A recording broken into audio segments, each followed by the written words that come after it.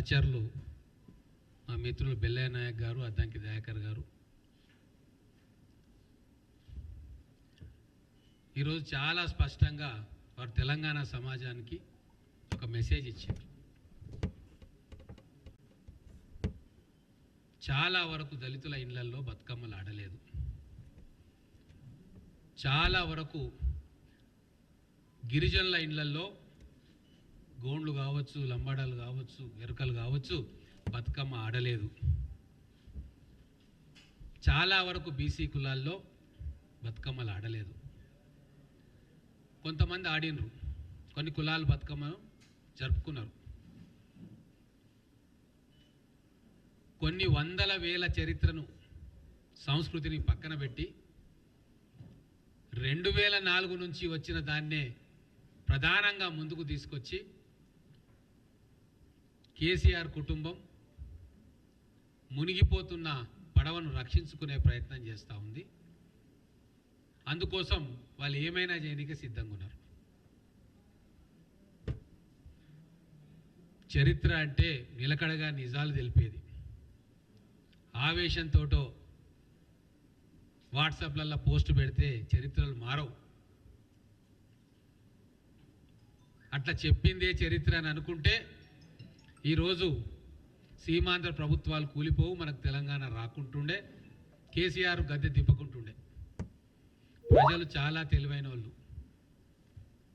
వాళ్ళ అస్తిత్వాన్ని ఎట్లా కాపాడుకోవాలి, ప్రభుత్వాలను ఎట్లా పెంచుకోవాలి, ఎట్లా దించుకోవాలి స్పష్టంగా తెలిసిన ప్రజలు మన తెలంగాణ ప్రజలు. వాళ్ళను సెంటిమెంట్ మీద, ఎమోషన్ మీద ట్రోలింగులు చేసి ప్రజాభిప్రాయాన్ని కన్వర్ట్ చేసుకుందామంటే అది సాధ్యపడదు. ముఖ్యంగా కేటీఆర్తో ఉన్న 300-400 మంది ఏదైతే సోషల్ మీడియా వాళ్ళు ఉన్నారో, ఒక్క మాట చెప్తా నేను. 2004లో సోషల్ మీడియా ఇంత పవర్ఫుల్ లేకుండే, కానీ కాంగ్రెస్ టీఆర్ఎస్ ప్రభుత్వం, అలయన్స్ ప్రభుత్వం అధికారంలోకి వచ్చింది. అప్పుడు ఎక్కడుంది సోషల్ మీడియా? లేకుండే. అంటే ప్రజలు సోషల్ మీడియాకు అతీతంగా వాళ్ళ ఆలోచనలతోటి ప్రభుత్వాన్ని దింపేశారు, చంద్రబాబు నాయుడు గారి ప్రభుత్వాన్ని. 2014లో కూడా మీరు ఇంత విచ్చలవిడిగా సోషల్ మీడియాను వాడలే, ప్రత్యర్థుల మీద దుమ్మెత్తి పోయలే. సోషల్ మీడియా వేదిక ద్వారా మీకు అధికారం ఇచ్చిండ్రు ప్రజలు.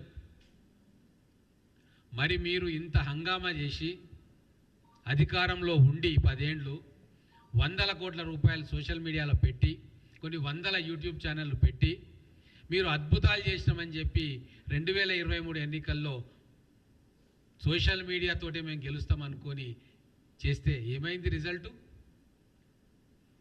ఎప్పుడు మీరు సోషల్ మీడియా మీద ఆధారపడతారో రాజకీయంగా మీ పతనం ఖాయం. ఎందుకు చెప్తున్న మాట అంటే 10 మందితోటి మీరు పోస్టులు పెట్టిస్తారు, కానీ ఆ పోస్టులను చూసి మీరు చేసే తప్పుడు పనులు, మీరు ప్రేరేపించే తప్పుడు పనులను చూసి 1000 మంది మీకు అగేన్స్ట్గా పోలరైజ్ అయ్యి మీకు వ్యతిరేకంగా తయారవుతారు. ఇది చాలా చిన్న లాజిక్, అది మరుస్తున్నాడు కేటీఆర్ అండ్ టీం.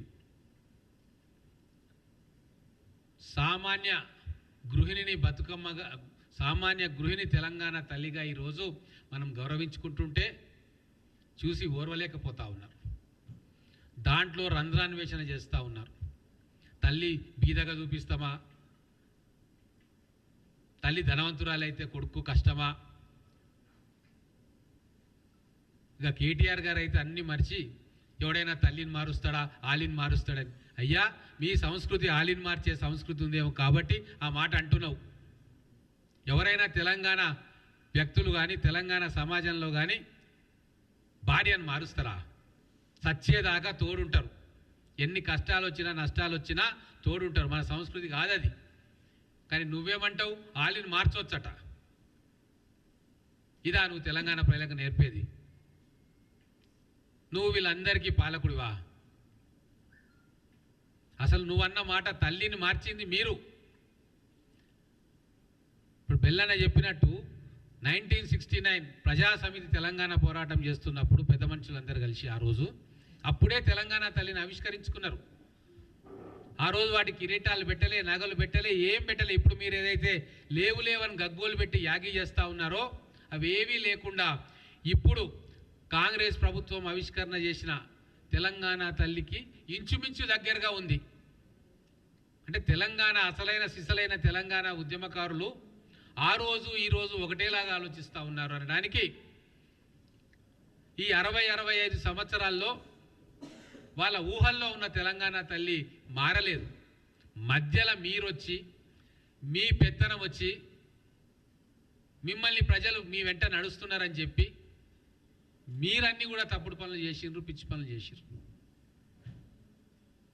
కాబట్టే ఖచ్చితంగా ఈరోజు తెలంగాణ సమాజంలో చాలా జిల్లాల్లో చాలా రకాల సంస్కృతులు ఉంటాయి. వరంగల్ది ఒక సంస్కృతి ఉంటుంది, కరీంనగర్ది ఒక సంస్కృతి ఉంటుంది. పండుగల విషయంలో తెలంగాణ అస్తిత్వం అంతా ఒకటే అయినా పండుగలు జరుపుకునే పద్ధతిలో రకరకాల సంస్కృతి ఉంటుంది. ఖమ్మంలో ఒక పద్ధతి, పాలమూరులో ఒక పద్ధతి. పాలమూరులోనే కల్వకుర్తి ప్రాంతంలో బతుకమ్మ ఆడతారు. అది కూడా గతంలో అన్నట్టుగా చాలా తక్కువగా దళిత కుటుంబాలు బతుకమ్మ ఉత్సవాల్లో పాల్గొంటాయి. కొంతమంది బీసీ కులాలు పాల్గొంటాయి. రెడ్లు, వైశ్యులు, బలిజలు వీళ్ళు బతుకమ్మలో ఎక్కువ పాల్గొంటారు. నడిగడ్డలో బతుకమ్మ అంటేనే ఎవరికి తెలియదు. అక్కడ దేవరా అని చెప్పి ఒక ఉత్సవాన్ని నిర్వహిస్తారు. నడిగడ్డ, గద్వాల, అలంపూర్. నేను చెప్తున్నా విను, మధ్యలో ఎందుకు డిస్టర్బ్ చేస్తాం. ఆదిలాబాద్లో ఇంకొక పండుగ గొప్పగా చేసుకుంటాం. ఇట్లా మొత్తం జిల్లాలలోనే కొన్ని ప్రాంతాల్లో ఒకలాగా, కొన్ని ప్రాంతాల్లో ఒకలాగా చేసుకుంటున్నారు. సో ఇంత వైవిధ్యం ఉన్న తెలంగాణ సంస్కృతిలో కేవలం ఒక చిహ్నమే మొత్తం తెలంగాణ అస్తిత్వానికి రిప్రజెంట్ చేస్తుంది అంటే అది నమ్మడానికి మేము ఎవరం కూడా ఉద్యమకారులం సిద్ధంగా లేము. కాబట్టే చరిత్ర గురించి క్షుణ్ణంగా తెలుసుకోవాలి. ఈ 14 ఏళ్ళ 20 ఏళ్ళ చరిత్ర కాదు, వేల సంవత్సరాల నుంచి వస్తున్న చరిత్రనే చరిత్ర అవుతుంది. అదే నిలుస్తుంది. ఈరోజు బెల్లన్న అన్నట్టుగా, దయాకరన్న అన్నట్టుగా చాలా వర్గాల్లో బతుకమ్మ వాళ్ళ ఇంటికి చేరలేదన్నది వాస్తవం. ఇది మాలాంటి వాళ్ళం కూడా ధైర్యంగా చెప్పకుంటే, ప్రజలకు నిజాలు చెప్పకుంటే మరి వాళ్ళు చెప్పిందే నిజమవుతుంది. అందుకే మన అసెంబ్లీలో కూడా చెప్పిన, సింహం రాయడం నేర్చుకోనంత వరకే తోడేళ్ల వేటగాళ్ళ చరిత్రనే ప్రజల్లో ఉంటుంది అని. కాబట్టే ఆ చరిత్రను ప్రజలకు వివరంగా చెప్పాల్సిన బాధ్యత మా అందరి మీద ఉంది. కాబట్టి కొంతమంది నొచ్చుకున్నా, నొచ్చుకోకపోయినా, హర్షించినా హర్షించకున్నా ఖచ్చితంగా ప్రజలకు నిజాలు చెప్పాల్సిందే. ఆ నిజాలు చెప్తే తట్టుకోలేకపోతా ఉన్నారు. మీరు చెప్పిన చరిత్రనే నమ్మాలని చెప్పి మీరు నానాయాగి చేస్తున్నారు, కానీ సమాజం అట్లుండదు. అందుకే ఈరోజు ప్రత్యేకంగా వాళ్ళకి హితవు పలకడానికి, వాళ్ళ మాటలు నమ్మి అదే నిజమని భ్రమపడుతున్న మా సోదరులందరికీ కూడా చెప్తా ఉన్నాం, వాస్తవాలను గ్రహించండి. ఈరోజు సంబరాలు జరుపుకుందాం. మన ఇంటి అమ్మను తెలంగాణ తల్లిగా గౌరవించుకుంటున్నాం అందరు కలిసి. అది ఈరోజు రేవంత్ రెడ్డి గారితో లేకుంటే కాంగ్రెస్ పార్టీతో కాదు. అసెంబ్లీలో చట్టబద్ధంగా మీరు ఎన్నుకున్న శాసనసభ్యులతోటి అసెంబ్లీలో చర్చ జరిగి ఆమోదింపజేసుకున్న తెలంగాణ తల్లి విగ్రహం. దాని మీద ఇంకా చర్చకు ఆస్కారం లేదు. పార్లమెంటరీ సంప్రదాయంలో పార్లమెంట్లో చర్చ జరిగిన తర్వాత అది సుప్రీం అండ్ ఫైనల్. కోర్టులు కూడా దాన్ని ఒక్కోసారి ధిక్కరించలేవు. అసెంబ్లీలో మన శాసనసభలో చర్చ జరిగి మనం తీసుకున్న నిర్ణయాన్ని దయచేసి మీరు దాన్ని వెకిలిగా చూపే ప్రయత్నం చేయకండి. మీరున్నది పట్టుమని 10 మంది, కానీ దాన్ని ఆమోదించిన వాళ్ళు ఈరోజు 199% తెలంగాణ తల్లి స్వరూపం మాకు నచ్చింది, మేము అనుకున్న రీతిలో ఉంది అని చెప్పి మొత్తం సమాజం కూడా పిడికడ మంది తప్ప ఆమోదిస్తున్నారు, హర్షిస్తున్నారు. కాబట్టి మీరు కూడా ప్రజలు ఆమోదం చేసేదాన్ని తిరస్కరించే ప్రయత్నం చేస్తే ప్రజల్లో మీరు చులకనవుతారు.